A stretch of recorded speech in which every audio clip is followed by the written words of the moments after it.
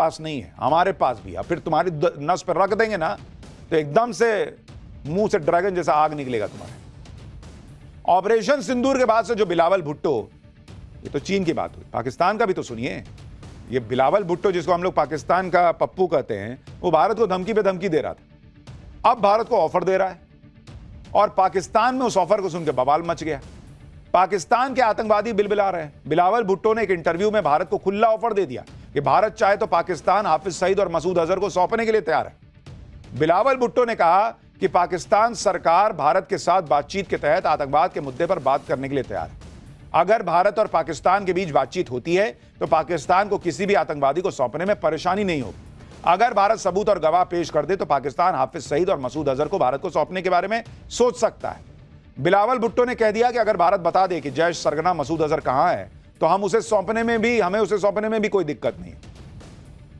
अब आप सोचिए, कह रहा है कि मसूद अजहर कहां, हम बताएं।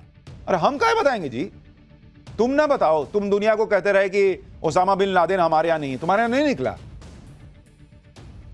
बिलावल भुट्टो के इस बयान से पाकिस्तान में आतंकवादी जमात की सिट्टी पिट्टी गुम हो गई, क्योंकि पाकिस्तान की पॉलिसी तो आतंकवादियों को पालने की है, उनको बचाने की है। वो सोचने लगे आतंकवादी का ऐसा क्या हो गया कि पाकिस्तान हाफिज सईद जैसे आतंकियों को भारत के हवाले करने की सोचने लगा है। यही सोच सोचकर आतंकी हाफिज सईद का बेटा तलहा सईद, उसका दिमाग फटा जा रहा है। अरे बाप रे, मेरे अब्बू गए इंडिया तो फिर तो गए, खत्म मामला।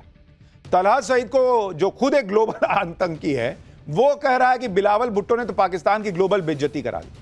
अरे पहले ये तो चेक करो कि पाकिस्तान के पास इज्जत है किस कब्र में दबी हुई, इतनी सी भी चुन्नू सी, जिसको कोई खत्म कर सकता है।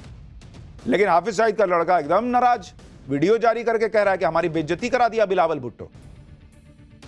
मेरी तो एक इच्छा ये जानने की है कि ये जब वीडियो जारी कर रहा था ये हाफिज सईद का लड़का, इसने पीछे इतनी किताबें रखी थी, उसमें पढ़ता क्या है? लक्षण तो पढ़े लिखे ले जैसे है नहीं इसके। उसमें क्या बम बनाने के नुस्खे सिखाए गए हैं क्या? या आतंकी कैसे बनाना ये सिखाने की किताबें रखा हुआ है? ये वही आतंकी तलहा सईद है जो अभी कुछ दिन पहले कह रहा था कि पाकिस्तानी हुकूमत तो हाफिज सईद को भारत के हवाले करने की सोच नहीं सकती। तलहा सईद का ये कॉन्फिडेंस कहां से आ रहा था, अब ये भी समझिए। पाकिस्तान ने लश्कर तैयबा और जैश ए मोहम्मद दोनों को बैन कर रखा है, लेकिन दोनों ही आतंकी संगठनों के आतंकवादी पाकिस्तान में खुले में घूमते हैं। पाकिस्तान कहता है कि उसके यहां पे कोई आतंकी ठिकाना ही नहीं है, लेकिन भारत ने ऑपरेशन सिंदूर में लश्कर और जैश के आतंकी ठिकानों पर पिन पॉइंटेड अटैक करके उनकी लोकेशन पूरी दुनिया को बता दी कि देखो यहीं पे था। पाकिस्तान में 26/11 मुंबई टेरर अटैक के मास्टरमाइंड हाफिज सईद को 2019 में 33 साल की सजा सुनाई गई, लेकिन उसके बेटे तलहा ने हाल ही में दावा किया कि हाफिज सईद बेहतरीन जिंदगी जी रहा है और शानदार वक्त गुजार रहा है। और पाकिस्तान तो ओसामा बिन लादेन के लिए भी कहता था कि हमको तो पता ही नहीं था कि ओसामा बिन लादेन यहां है। जब इस तरह से पाकिस्तान हाफिज सईद, मसूद अजहर जैसे आतंकियों को पाल के बैठे आए, तो फिर अचानक पाकिस्तान कहने लगे कि हाफिज और मसूद को भारत को सौंप देगा। इससे तो पाकिस्तान के आतंकियों में खलबली मचेगी। पाकिस्तान में खलबली ही नहीं मची, वहां तूफान आ गया। बिलावल भुट्टो की दम भर धुलाई हो रही है।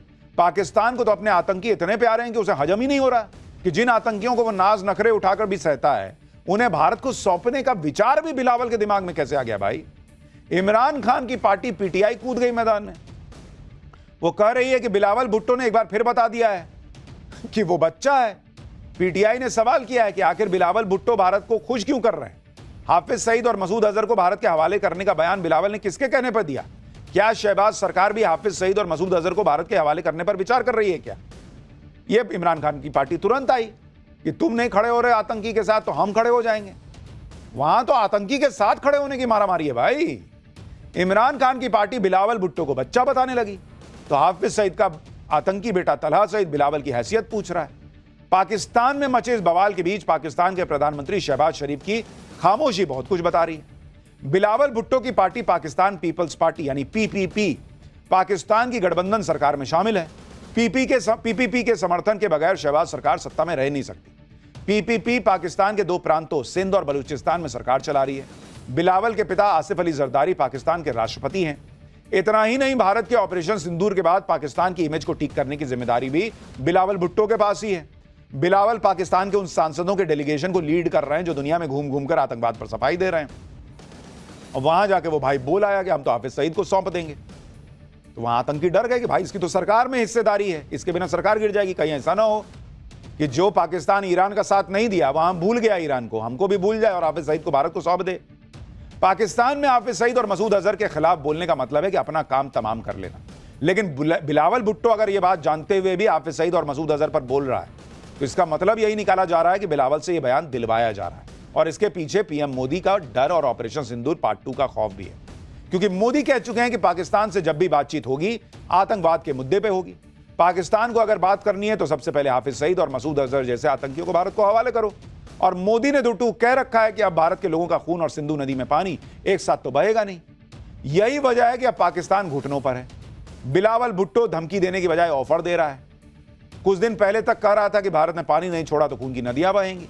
अब कह रहा है कि तुम पानी मत छोड़ो, हम हाफिज सईद और मसूद अजहर को तुमको सौंप देते हैं, पुराना हिसाब किताब छोड़ो। पाकिस्तान की पब्लिक को ही नहीं, पाकिस्तान की सरकार और फौज को भी अब समझ आ रहा है कि हाफिज सईद और मसूद अजहर जैसे आतंकवादी फूके हुए कारतूस हो चुके हैं जो अब पाकिस्तान के किसी काम के नहीं है। और हमने आपको पाठशाला में ही बताया था कि पाकिस्तान में अब पहलगाम अटैक के मास्टरमाइंड सैफुल्लाह कसूरी को लश्कर तैयबा में हाफिज सईद की जगह लेने के लिए चुना जा चुका है।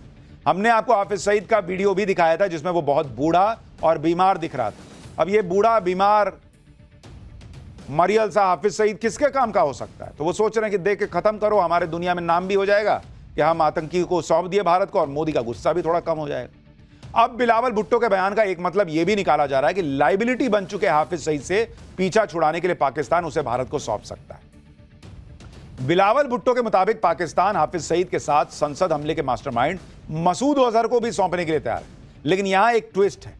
बिलावल का दावा है कि हाफिज सईद तो जेल में है, लेकिन मसूद अजहर कहां है उनको नहीं पता है। यानी ऑपरेशन सिंदूर में अपने 14 परिवार वालों और रिश्तेदारों की मौत पर आंसू बहाने वाला मसूद अजहर अब अकेला पड़ गया। या हो सकता है कि मसूद अजहर को भी समझ में आ गया होगा कि अब फौज और सरकार से कोई उम्मीद रखना बेकार है। शायद इसलिए मसूद अजहर कह रहा था कि काश मैं भी मर जाता।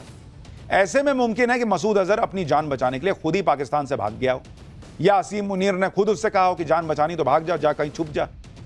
आप देखिए कि बिलावल ने भी हिंट दिया है कि मसूद अजहर अफगानिस्तान भाग गया होगा, लेकिन इस दावे से तालिबान भड़क गया।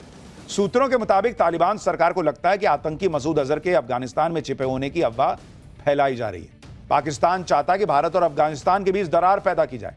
तालिबान सरकार के मुताबिक यह वैसे ही है जैसे उसामा बिन लादेन पाकिस्तान में छिपा था और उसे अमेरिका अफगानिस्तान में ढूंढ रहा था। यानी अभी बिलावल भुट्टो के ऑफर में कई झोल हैं और भारत भी अब किसी झांसे में न आने वाला।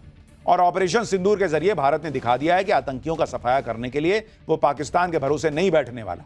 भारत को जब लगेगा पाकिस्तान के अंदर घुसकर आतंकियों का सफाया हो जाएगा और पाकिस्तान जैसा देश आतंकी सौंप देगा, खत्म ही हो जाएगा। ये सब खाली नौटंकी करता है दुनिया को दिखाने के लिए कि हम थोड़ा सीरियस हैं, लेकिन भाई पैनिक में तो ये लोग आ ही जाते हैं। पाठशाला में अब अगला चैप्टर, मुस्लिम वोट के लिए बिछे इंडी को झटका, बागेश्वर बाबा ने भगवाए हिंद वाला चैप्टर खोल दिया है। बिहार चुनाव में तेजस्वी का मुस्लिम vote bank versus Modi Bageshwar Baba के सनातनी महाकुंभ का मुकाबला होगा क्या?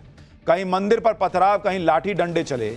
मुहर्रम पर मचे घमासान के पीछे की असल कहानी क्या है, अब इसका चैप्टर खोल रहा हूं। साल का सबसे बड़ा चुनाव बिहार में होने वाला है और इस चुनाव में सबसे बड़ा टेस्ट इस बात का होगा कि हिंदू जातियों के नाम पर बटा रहेगा या हिंदू एकजुट हो पाएगा।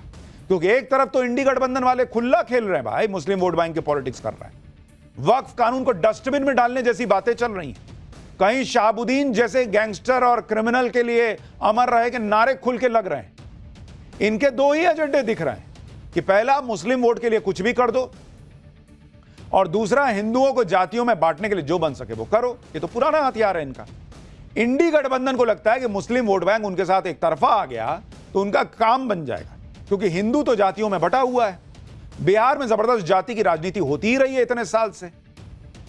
कोई जो है मुस्लिम यादव का कॉम्बिनेशन बना लेता है, कोई कुर्मी का नेता बन जाता है, कोई जो है फलाने का नेता, ढिमकाने का नेता। इस जाति की राजनीति के सहारे इंडी गठबंधन का बिहार में बेड़ा पार हो जाएगा, ये वो सोच रहे हैं। लेकिन एक तरफ मुस्लिम वोट बैंक और हिंदुओं को जातियों में बांटने वाली पॉलिटिक्स है और दूसरी तरफ इनके सामने आ गए हैं वो लोग जो हिंदू समाज को जोड़ने की बात करते हैं। इनमें पहला नंबर तो पीएम मोदी के नाम का है और दूसरे नंबर पर बाबा बागेश्वर, जिन्हें पीएम मोदी अपना छोटा भाई बता चुके हैं। पीएम मोदी की ही तरह बाबा बागेश्वर भी हिंदुओं से लगातार जातियों का भेदभाव बुलाकर एकजुट होने की अपील कर रहे हैं। और अब बिहार में तो बाबा बागेश्वर ने हिंदू एकता से आगे बढ़ते हुए गजवाए हिंद का मुकाबला करने के लिए भगवाए हिंद का नारा दे दिया है। वो इंडी गठबंधन के डायरेक्ट टारगेट पर आ गए। मौका था पटना में हुए सनातन महाकुंभ का। भले ही बाबा बागेश्वर सिर्फ 2